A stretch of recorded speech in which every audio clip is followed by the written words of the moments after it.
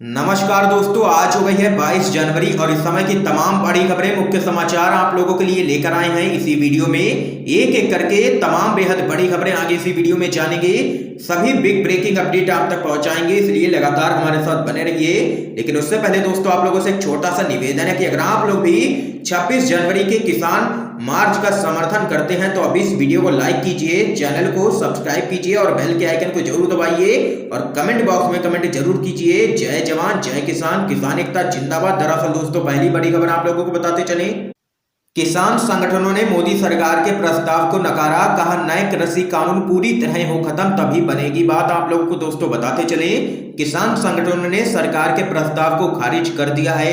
सरकार के प्रस्ताव पर संयुक्त किसान मोर्चा की बैठक हुई है, जिसमें यह फैसला लिया गया है। किसानों का कहना है कि 3 नए कृषि कानून पूरी तरह से खत्म होने चाहिए और एमएसपी पर कानून बने तभी बात बनेगी। तो वहीं इस दौरान आप लोगों को बताते चले, सरकार के प्रस्ताव पर किसानों की बैठक के बीच में कृषि मंत्री नरेंद्र सिंह तोमर अमित शाह के आवास पर भी पहुंचे, जिसके बाद यहां पर काफी हलचल बढ़ चुकी है।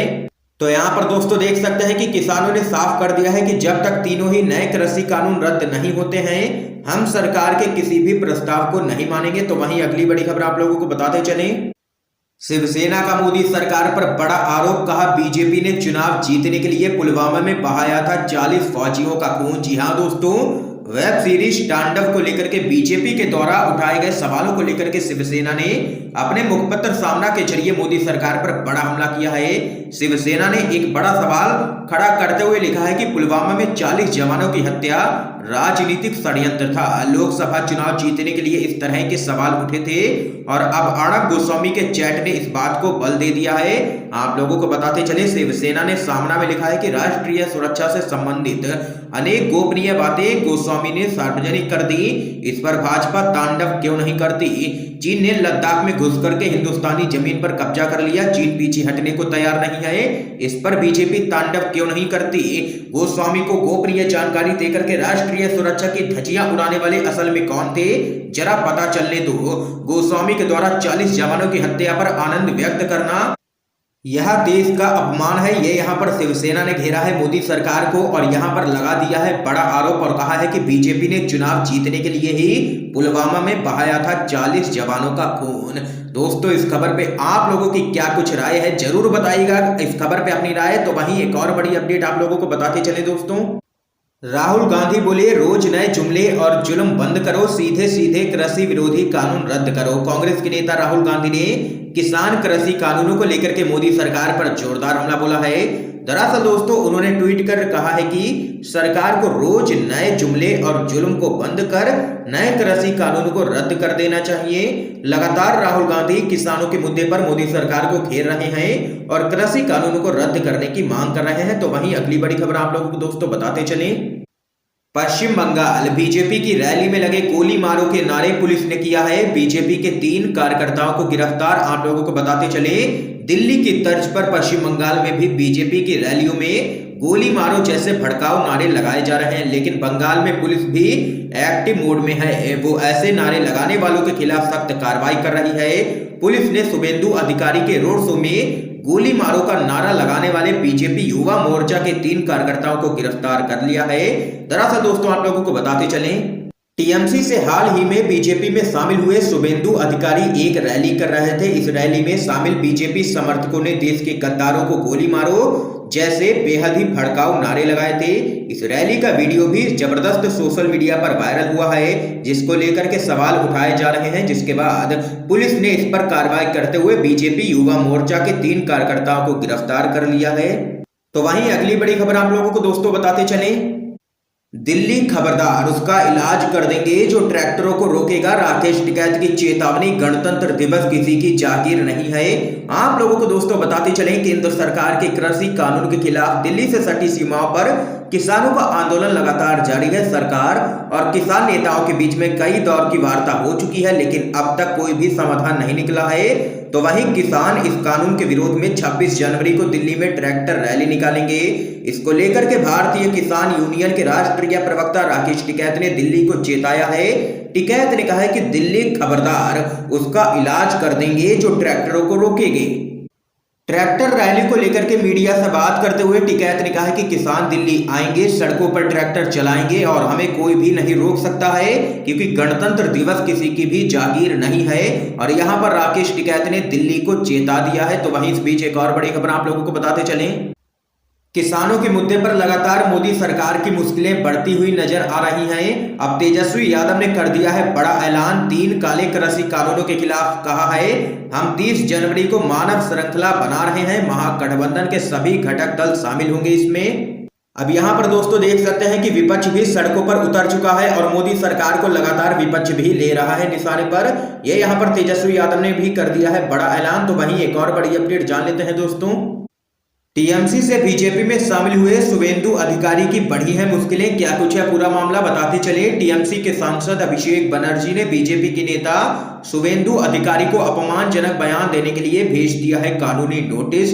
36 घंटे में मांगनी पड़ेगी माफी। जी हाँ दोस्तों, ये बड़ी अपडेट सामने निकल के आई है। तो वहीं आप लोगों को बताते चले, गणतंत्र दिवस पर किसानों को ट्रैक्टर रैली की नहीं मिली है इजाजत। किसानों का बड़ा ऐलान, हम रिंग रोड पर ही करेंगे रैली, रोक करके दिखाए हमें कोई। आप लोगों को बताते चले, गणतंत्र दिवस की ट्रैक्टर रैली को लेकर के चल रही दिल्ली पुलिस और किसानों के बीच में कई दौर की बातचीत हो चुकी है, लेकिन दिल्ली पुलिस ने अभी तक कोई भी इजाजत नहीं दी है। किसानों का कहना है कि पुलिस ने उन्हें दिल्ली में घुसने से मना किया है, जबकि किसान दिल्ली में रैली निकालना चाहते हैं। पुलिस की ओर से छोटी रैली निकालने का ऑप्शन दिया गया है, जिसे किसानों ने यहां पर ठुकरा दिया है। पुलिस के साथ बैठक के बाद किसान नेता दर्शन पाल ने कहा है कि दिल्ली पुलिस ने कहा है कि आउटर रिंग रोड पर अनुमति देना बहुत ही मुश्किल है और सरकार भी इसके लिए तैयार नहीं है, लेकिन हमने उनसे दो टूक कह दिया है कि हम रिंग रोड पर ही रैली निकालने जा रहे हैं। दरअसल दोस्तों आप लोगों को बताते चलें, 26 जनवरी को गणतंत्र दिवस के मौके पर किसान ट्रैक्टर मार्च निकालने की बड़ी तैयारी में लगातार लगे हुए हैं।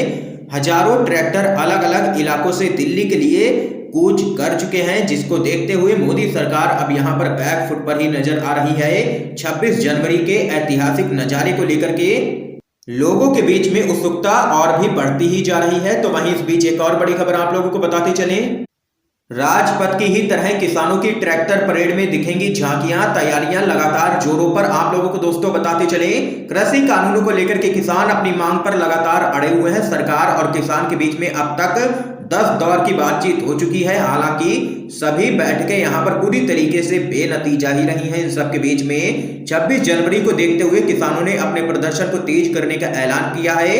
हालांकि 26 जनवरी ऐसा दिन होता है जब देश की आन बान शान का राजपथ पर प्रदर्शन होता है, लेकिन उसी दिन अब किसानों ने भी ट्रैक्टर परेड निकालने का ऐलान कर दिया है। लगातार 57 दिन से चल रहे किसान आंदोलन का नेतृत्व करने वाले किसान संगठनों ने ऐलान कर दिया है कि वह 26 जनवरी को दिल्ली के आउटर रिंग रोड पर ट्रैक्टर परेड निकालेंगे। तो वहीं दोस्तों आप लोगों को बताते चले, सुप्रीम कोर्ट ने इस पूरे मामले में दखल देने से साफ इनकार कर दिया और कहा कि यह मामला दिल्ली पुलिस का है। किसान संगठन दिल्ली पुलिस ने भी इसकी इजाजत लेने की लगातार कोशिश कर रहे हैं। हालांकि अभी तक दिल्ली पुलिस की तरफ से इजाजत नहीं दी गई है।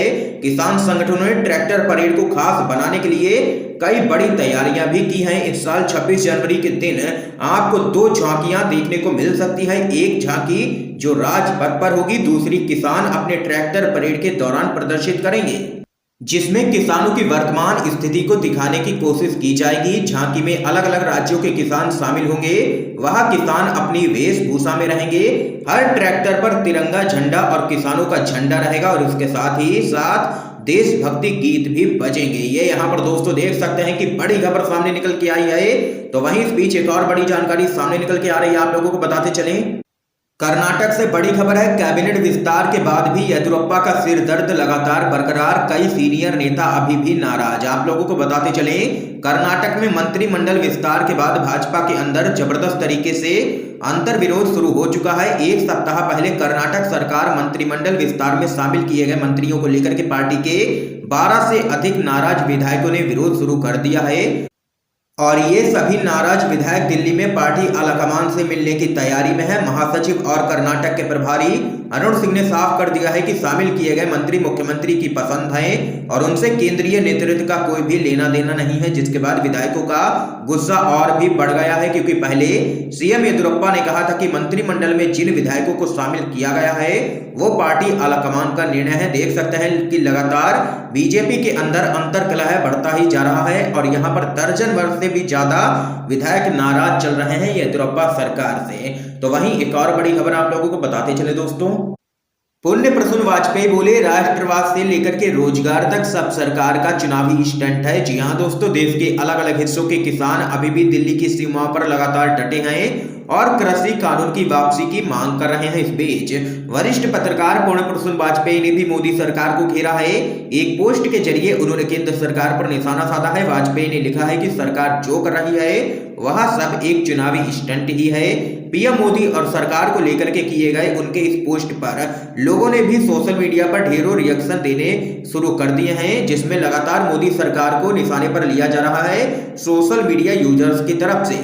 तो वहीं अगली बड़ी खबर की तरफ चलते हैं दोस्तों। तेलंगाना में आर्थिक रूप से कमजोर तबके को 10% का आरक्षण, सीएम चंद्रशेखर राव ने किया है बड़ा ऐलान। जी हां दोस्तों, तेलंगाना में आर्थिक रूप से कमजोर वर्ग को 10% आरक्षण देने का फैसला किया गया है। राज्य के मुख्यमंत्री के चंद्रशेखर राव ने यह ऐलान किया है। तेलंगाना के मुख्यमंत्री कार्यालय ने एक बयान जारी करके यह बड़ी जानकारी दी है। तो वहीं अगली बड़ी खबर आप लोगों को बताते चले। कांग्रेस ने आज बुलाई है सीडब्ल्यूसी की बड़ी बैठक, नए अध्यक्ष चुनाव पर चर्चा की संभावना, महाअधिवेशन पर फैसला। आप लोगों को दोस्तों बताते चले, कांग्रेस अंतरिम अध्यक्ष सोनिया गांधी आज होने वाली कार्य समिति की बैठक में पार्टी महाधिवेशन और नए अध्यक्ष के चुनाव को लेकर के फैसला लेंगी। उच्च पदस्थ सूत्रों के अनुसार आज की बैठक में इस बात को लेकर के भी निर्णय किया जाएगा कि नए अध्यक्ष के चुनाव के साथ ही महाधिवेशन के दौरान ही कार्य समिति के सदस्यों का चुनाव कराया जाए अथवा नहीं। गौरतलब है कि ग्रुप 23 लगातार नेतृत्व पर कार्य समिति के सदस्यों का चुनाव कराने का दबाव डाल रहा है। ये यहाँ पर दोस्तों आज की तमाम बेहद बड़ी खबरें सामने निकल के आई हैं, जो हमने आप लोगों तक दोस्तों पहुंचाई हैं UNVTV के माध्यम से। वीडियो पसंद आया हो तो इस वीडियो को लाइक कीजिए, ज्यादा से ज्यादा शेयर कीजिए, ताकि आप सभी के दोस्त भी इन खबरों को जान सके।